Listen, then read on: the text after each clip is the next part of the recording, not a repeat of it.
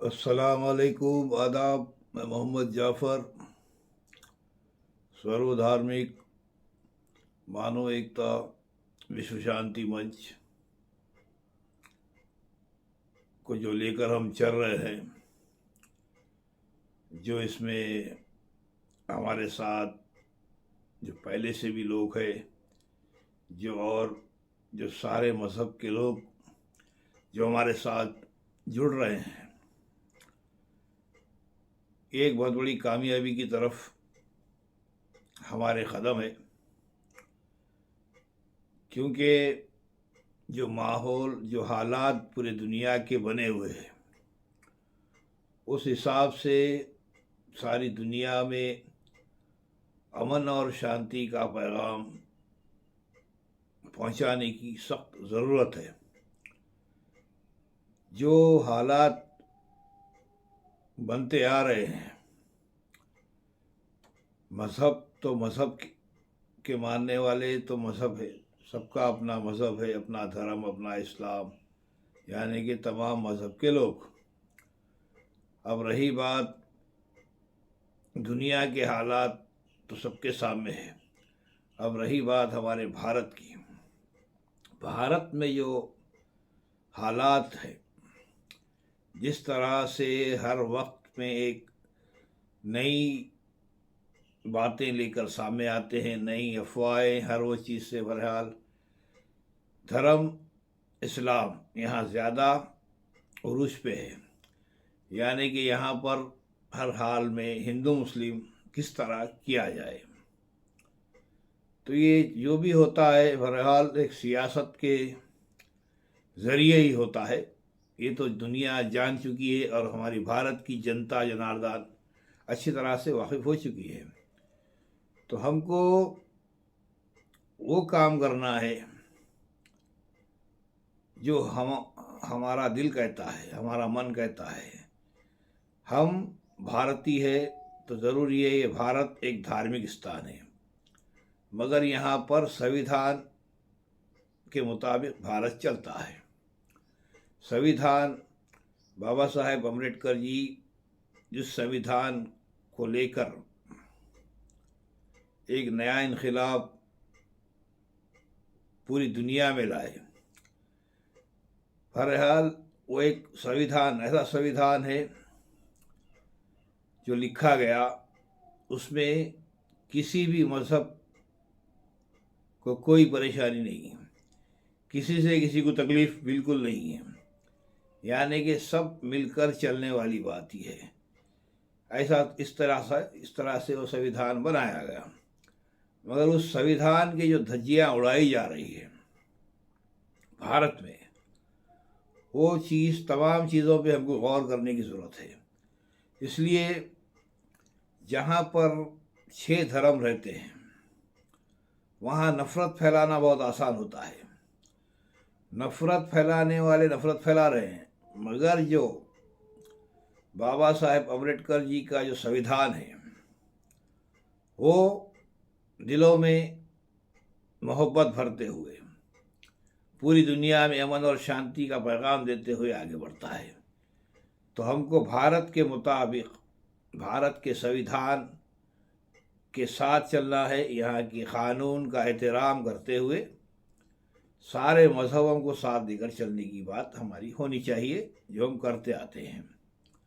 तो बहरहाल हिंदू, मुस्लिम, सिख, ईसाई, दलित, बौद्ध, यानी कि 6 धर्म हमारे ऐसे हैं। हम ये 6 धर्म, 6 का अपोजिट 1 होता है, यानी कि 6 हम सब मिलकर एक ही है। वो मज़हब हमारा है इंसानियत, जिसको इंसानियत की सबसे बड़ा मज़हब कहा गया है।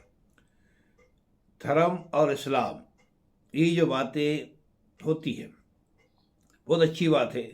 सनातन धर्म एक ताकतवर धर्म, एक शक्तिशाली धर्म। इस्लाम भरपूर ताकत के साथ रूहानियत से भरा हुआ, जो पूरी दुनिया में हुकूमत करने की ताकत रखता है, वो इस्लाम यानी अमन और शांति का पैगाम पहुंचाना। सनातन यानी कि वही धर्म, धर्म के मायने ही है अमन और शांति, यानी कि इंसानियत का सबूत देते हुए अपने मज़हब को सामने रखना, अपने मज़हब को खुलकर पेश करना, जो मज़हब से हम जुड़े हैं, एक बहुत बड़ी सच्चाई है।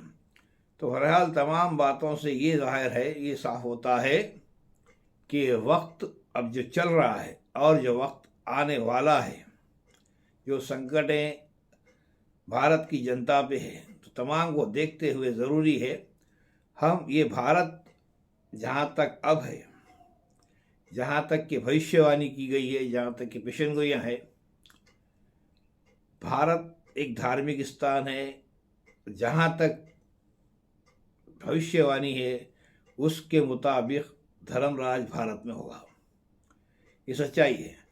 2024 का जो ये इलेक्शन है, इलेक्शन होता या नहीं होता इसकी भी कोई गारंटी नहीं दे सकते। हुआ भी तो ये इलेक्शन एक तरफा होगा, ये भी हकीकत है। क्योंकि सच्चाई से तो आज की कोई सियासी लीडर इतने मजबूत नहीं है कि वो एक अपनी ईमानदारी से सत्ता हासिल कर सके, यानी कि भारत में हुकूमत बना सके। एक बहुत बड़ी सच्चाई है। तो बहरहाल ये जो खेल, तो खेल चलता रहेगा, और हमको चाहिए हुकूमत जो भी हो, हुकूमत के ख़िलाफ़ किसी को भी जाने का हक़ नहीं है। हुकूमत से कोई भी नहीं लड़ सकता, ये सच्चाई है। अब रही बात हुकूमत में बैठे हुए जो लीडर होते हैं, वो लोगों की गलतियों से कुछ नुकसान होता है, जिस तरह से वो क़ानून की खिलाफ वर्जी करते हैं, संविधान के धज्जियाँ उड़ाते हैं, जनता को परेशान करते हैं, जनता पर जुल्म होता है तो भी वो अनजान मारते हैं, महंगाई बढ़ती है, शिक्षा से दूर हो जाते हैं, बेरोज़गारी बढ़ जाती है, तो उसके ऊपर हम आवाज़ उठा सकते हैं, आवाज़ उठा सकते हैं। ये हमारा संविधानी हक़ है, हमारा एक हम भारतीय है, हमको पूरा इसका हक़ है, पूरी इजाज़त है। गलत काम जो करता नज़र आए उसके खिलाफ आवाज़ उठाना, जो गलत दिखता है उसके खिलाफ आवाज़ उठाना हमारा काम है, सच्चाई है। मगर आवाज़ उठाना, एहतजाज करना ये हक़ है। मगर जो भी सीट पे है, भारत के जो भी वज़ीर आज़म है, उनका किसी को भी मजाक उड़ाने का हक़ बिल्कुल नहीं है, ये सच्चाई है। ना ही उनको कोई बुरा भला बोल सकता है, ना ही उनका कोई अपमान कर सकता है, ये सच्चाई है, चाहे वो किसी भी पार्टी से हो। क्योंकि वज़ीर आज़म का मुकाम एक बहुत बड़ा मुकाम होता है।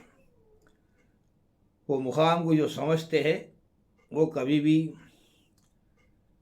उनके ख़िलाफ़ ऐसे काम नहीं करेंगे। क्योंकि सच्चाई है, सोशल मीडिया फेसबुक पर देखो आप, जो हरकतें चल रही है, किस किस तरह से वीडियो बनाए जाते हैं। इतना भी ये लोग को ये नहीं है, अरे ये बेवकूफ़ लोगों को ये पता नहीं है, वो वज़ीर आज़म का मजाक नहीं उड़ रहा है, तुम्हारा मजाक उड़ रहा है, हमारा मजाक उड़ रहा है, भारत का मजाक उड़ रहा है, क्योंकि वो भारत के वज़ीर आज़म हैं। ये बात को दिमाग में रखे। देखो, लड़ाई अपनी जगह है, हर घर में लड़ाई होती है, हर परिवार में ऊंच नीच आते रहती है। वैसा ही ये हमारा परिवार है, भारत एक हमारा परिवार है, यहाँ सब मिलकर हम रहते हैं। तो यहाँ पर एहतजाज बिल्कुल कर सकते हैं, अपोजिशन पार्टियों को भी हक़ है, जिसको नहीं सबको हक़ है, कर सकते हैं जो गलत दिखता है। मगर एहतजाज के मुताबिक होना ज़रूरी है। किसी से भी तुम इस तरह की हरकत, कोई भी, चाहे कोई भी हुकूमत का वज़ीर, कोई हुकूमत के वज़ीर आज़म हो, उनके फ़ोटो के साथ गलत इस्तेमाल नहीं कर सकते, ना ही उनका मजाक उड़ाया जा सकता है, ना ही उनको कोई गाली दिया सकता है। सच्चाई यानी कि वज़ीर आज़म को गाली देना खुद अपने आप गाली देना हुआ, यानी कि भारत को गाली दे रहे हैं तुम। वो मुकाम वज़ीर आज़म का होता है, एहतियात करे। सियासी खेल में चलता है, मगर उसको रोकना ज़रूरी है। सियासत में चल रहा है, टोटल गलत चल रहा है, तो इससे हमको दूरी रखते हुए सियासत ऐसी हो जिसमें अमन और शांति की बात हो, महंगाई से निपटने की बात हो, बेरोज़गारी की बात हो, शिक्षा की बात हो, ये तमाम चीज़ें होना ज़रूरी है। खाली लीडर बन के बैठ लेने से कुछ नहीं होने वाला। लीडर बन गया भाई, पब्लिक के सामने आया, झुका, सलाम करा, पहरा पड़ा, पेटे मुड़ी डाला, अम्मा बोला, बहन बोला, खाला बोला, ओढ़ ले लिया, चल दिया। फिर जाके मेरे साथ कोई भी नहीं है बोल के मामूली कारपेंटर भी रहा तो उसकी वही हालत है। उन्हें अपने आप को तानेशाह समझता है। तो ये इनकी तानेशाही दूर करना ज़रूरी है। तो वो दूर कैसा होती? तुम अपने वोट का सही इस्तेमाल करेंगे, अपने वोट को सही इंसान को देख कर देंगे जो देश को संभाल सकता है। क्योंकि भारत अब जो मोड़ पे है, अभी संविधान के मुताबिक देश ये चलना बहुत मुश्किल नज़र आता है। इसलिए क्योंकि यहाँ जो खेल चल रहा है, और खेल तो चलेगा ही क्योंकि ये सारे भविष्यवाणियाँ हैं, तो भविष्यवाणियों के हिसाब से काम होंगे। तो संविधान को हम रखते हुए हम आगे बढ़ेंगे तो सच्चाई के साथ आगे बढ़ सकते हैं, सच्चाई है। तो बहरहाल भारत में अमन और शांति के लिए हम एक बहुत बड़ा कदम उठा चुके हैं। शुरू से ही हमारा मकसद यही है कि हिंदू मुस्लिम सिख ईसाई सबको साथ लेकर चले, अमन और शांति का पैगाम दे। बहरहाल ऐसे वीडियोस भी मत शेयर करें जिससे किसी को तकलीफ़ होती हो। खुली बात है, कोई भी हो वज़ीर आज़म, वो हमारे भारत के वज़ीर आज़म होते हैं, उनका एहतराम करना ज़रूरी है। एहतराम की जगह एहतजाज पूरी तरह से हम कर सकते हैं, पूरा हक़ है हमको, ये हम इसमें हमको कोई नहीं रोकेगा, मगर एहतजाज के तरीके से होना चाहिए। ऐसा नहीं कि किसी कोई मजाक उड़ा रहे हैं, गालियाँ दे रही, चप्पलों के हार फिरा रही, तो ये सबसे बड़ा मजाक हम खुद बन रहे हैं, हमारे भारत का मजाक हो रहा है। इससे एहतियात करें, इंसान बने, इंसानियत ये सबसे बड़ा मज़हब लेके चले। खुद ब खुद तुम्हारे अंदर जो तुम मज़हब के, मज़हब तुम्हारे अंदर खुद ब खुद प्रवेश करता है।